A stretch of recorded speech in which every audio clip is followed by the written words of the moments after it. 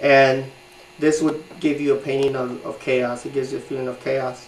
But if you just move a few of the pieces around, you can get a different image. For example, in this one, you get power. If you move them again, get revolution. If you move it again, you can say stop the war, start the revolution. If you really want to get revolutionary, then you can give a different message.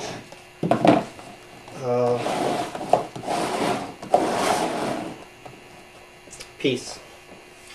That's about as revolutionary as you can get in a concept. So again, it gives some freedom for the viewer to manipulate the art and change it, not just put a nail on the wall and let it sit there. So you can change the message and you can play with it. That's a tying element here is really the center, where you have a heart at the center. So you have, no matter how you move the pieces, you have an element that's being tied to it.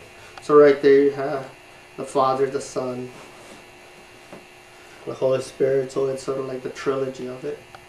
But if you move it, you can get more symbolism. So for example, in this one, move the elements and you can bring the element of the cross in. So you can clearly see the cross while still maintaining that burning heart in the middle. And there's different configurations as you move it along. Do it this way. Depends on what the move you want. Tie it up. But there's different configurations.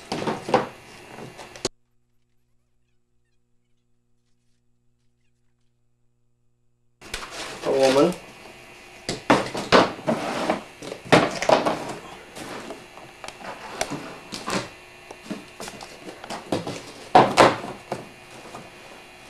See a woman, her eyes open, and it gives, it's almost like a feeling of urgency.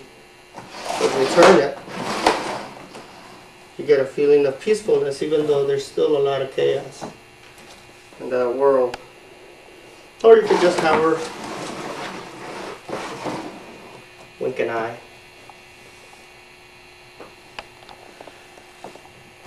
You can also have a linear formation where you have a snake working its way downward.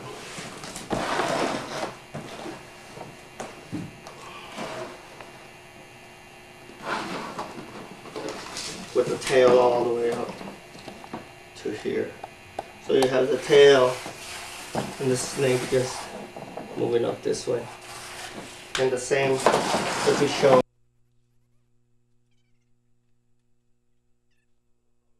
Other configurations that I forgot about.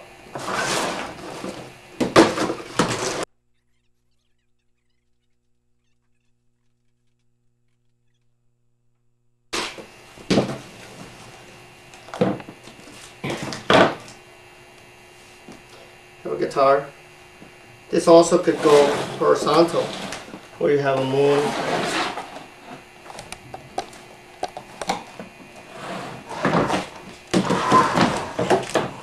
And two guitars. Right? So it gives an expansiveness to the painting. Then you can have the yin yang, for example, right in the middle. You continue with the manipulations. You can bring out a woman. It's called a lullaby, and it's really, you know, a tribute to the first song that we hear, which is the heart when, of the mother when we're in the womb. So that's what it's called.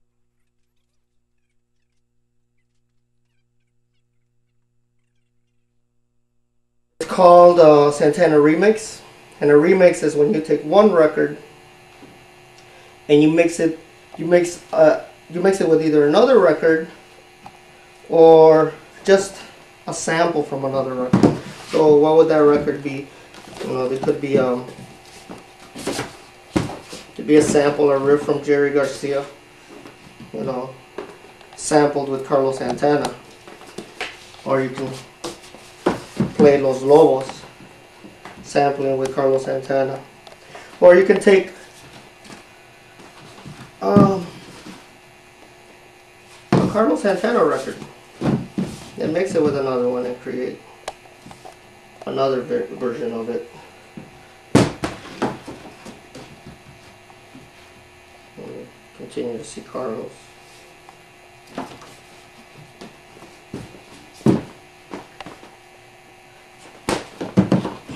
Continue to see Carlos. For me, Carlos Santana is really best represented by his very first album. And his very first album was made by this incredible artist called Lee Coughlin, who really took in the San Francisco scene and really illustrated what the whole movement is of collaboration and working together. So in the 60s, art, music, politics, it all seemed to mesh together. And that's why I like this painting too. I'm trying to demonstrate how everything really is connected. So to me, Carlos Santana's best work was his early work. So this is as much a tribute to Lee Coughlin as it is to Carlos Santana. The first.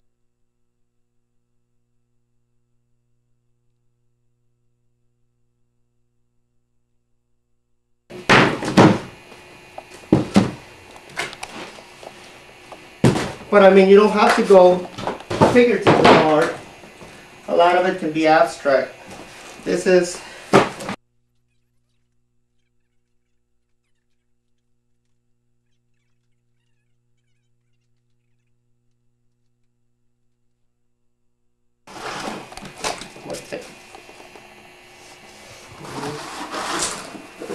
like this.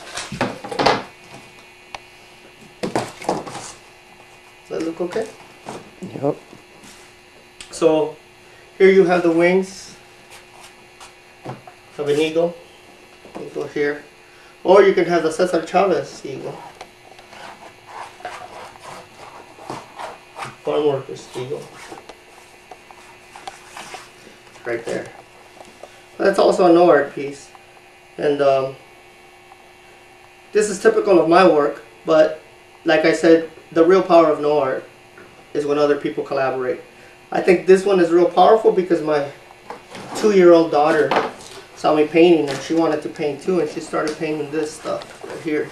And my knee-jerk reaction was to like, hey, take that away from her. But if you can see, it's really what makes the art piece is these scratches, this sense of urgency, sense of chaos that only a 2-year-old could bring to it. I mean, I couldn't bring this emotion. Couldn't bring this emotion myself. Huh?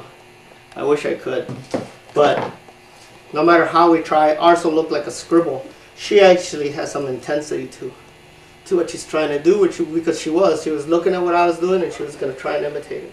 So that, you know, so this is powerful in that way that it's both mine and my 2-year-old daughter. Now she's 4. She still tries to grab paints and join with Dad, you know, and I try not to prevent her from doing it. But this is a perfect example of how no art takes its power from multiple people working on it.